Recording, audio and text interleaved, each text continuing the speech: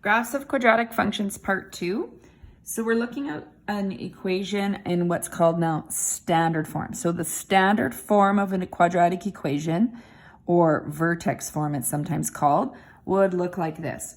Y equals a, in brackets, x minus h squared plus k, where a, h, and k are real numbers. So we'll have values in here.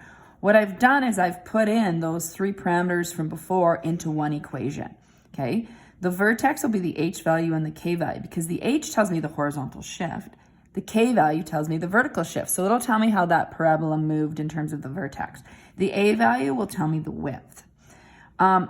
A, h, and k are the variables I like to use and probably most commonly used.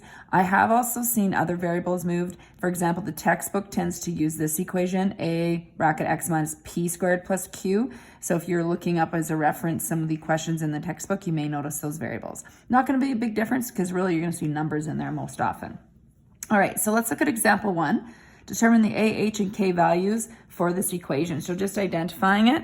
So you see negative, remember that's really a -1 out front here. So your a value would be -1. Your h value would be 3. Remember that the minus sign is part of the equation. So it's just the h is 3, not -3. The k value is 2. That's the sign how you would see it. So the vertex is the hk value. So 3 and 2. So you're going to be asked often what the vertex is from that parabola.